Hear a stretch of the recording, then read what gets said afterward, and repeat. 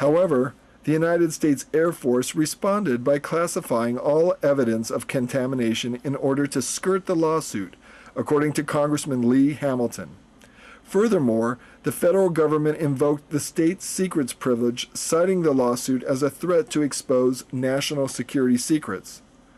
U.S. Judge Philip Proh rejected the government's argument, so a majestic 12 lapdog, President Clinton, issued a presidential determination exempting the Air Force's operating location near Groom Lake, Nevada. Clinton's action forced Judge Proh to dismiss the case for lack of evidence. Turley appealed to the Ninth Circuit Court of Appeals on the grounds that the federal government was abusing its power, but the Ninth Circuit refused Turley's appeal, and the Supreme Court refused to hear the case.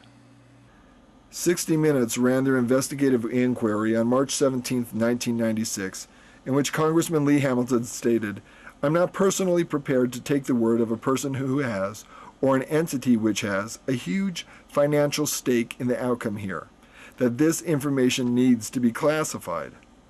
Professor Jonathan Turley added, "The question is whether they are going to be held accountable, because ultimately that is what this case is about.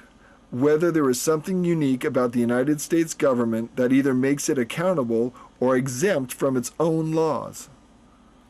While Area 51 has produced aviation advances for the U-2, SR-71, F-117, B-2 stealth bomber, it has also secretly produced the still unacknowledged TR-3Bs and Aurora spacecraft.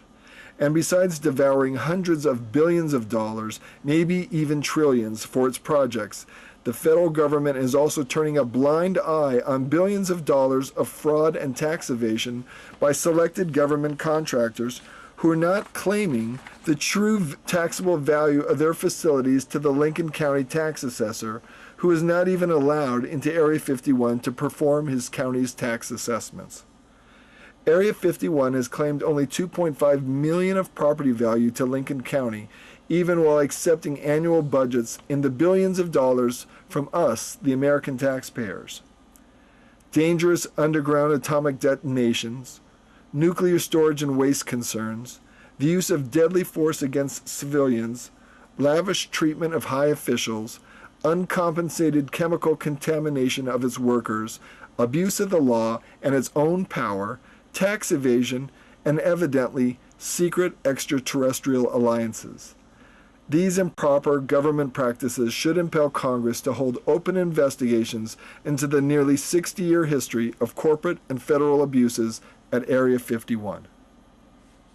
Area 51 is a big area. It has the Groom Lake Naval Auxiliary Airfield in the valley with a long runway in the dry lake bed, but through the mountain in the next salt valley south, and you got there's a mountain range in between, and between there's a tunnel now that runs all the way from Groom Lake through to S4. It's about 8 miles through mountains. That tunnel is over.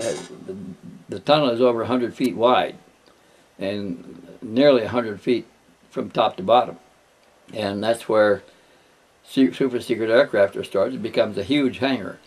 And the vehicles can be taken out either the S4 end or the Groom Lake end. S4 is where the hangars were built at the end of that tunnel on opening into the valley is where S4 facilities were built, and they were built into the mountain, but they were camouflaged. They had a side of the mountain slid aside and to make the doors, and rolled away and opened the facility, and that's how they took the captured vehicles in and out. Was they'd roll the door back and take them out, and when the Russian satellites had already passed or were not due, they bring them back in before the satellites were due again. Did you ever hear talk about S4?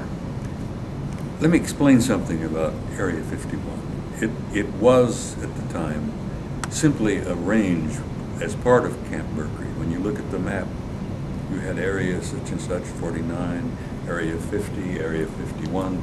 These were all part of the original Camp Mercury atomic test site facility. So 51 was part of Camp Mercury initially. And while I was there, I was at Department of Energy School in 1979. And the weekend in between, and some of the contractors who dined with us in the mess hall, we'd gotten to know pretty well. They were instructors as well. They said, look, let's all hop on the bus after breakfast on Saturday. They invited us to hop on the bus and we're going to show you guys something. So away we went on this fairly rickety old bus, you know, it wasn't one of the more modern, more comfortable ones. And down the road we went over a pass into Groom Lake from the other side, from the rear. I never went through any, the mailbox out on the road's kind of garbage. We came in from the back over to Groom Lake. And they took us over to one of the facilities and we got out of the bus. And anyhow, never made it to S4, but I heard the contractors talking about it.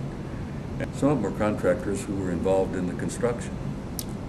They said that S4 had 30 levels.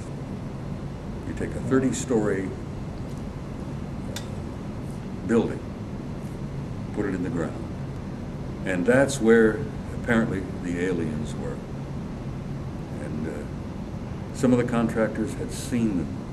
What were their They descriptions? had not got very close to them. Well, they appeared to be kind of like grays, but not the little ones. These were 5.5 feet tall, or 6 feet even. They were grays, and they had a fairly large eye, but they were not the little guys with the wraparound eyes. I was to learn later that those little dudes are laboratory products. Organic robots. Yeah, they're organic robots, I guess is the best description. At the very bottom of this thing at S4, there was a gate. A retired bird colonel shared with me. He said, I went down to level, the lower level, the 30th floor.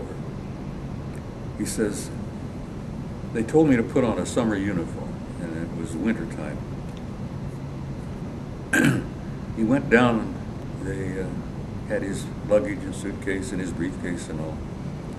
And he stepped through the doorway and he came out and he was at, what's the middle of Australia? Pine Gap. Pine Gap? Mm-hmm.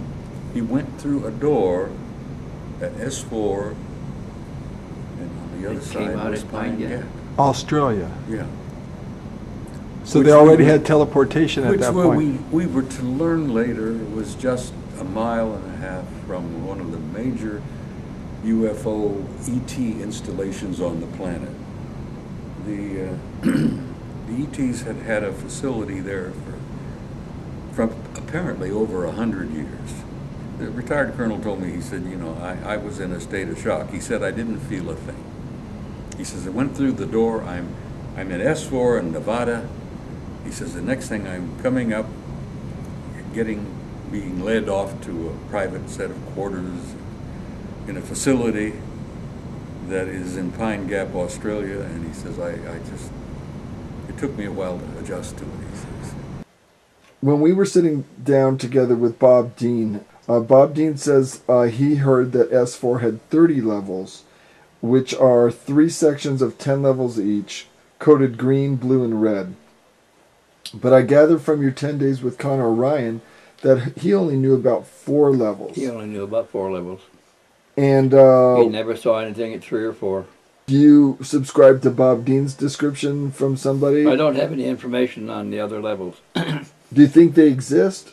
Or do you think there are only 4? I don't know. If they exist, they would have been dug after the initial red light project that set up the facility there, the first 4 levels.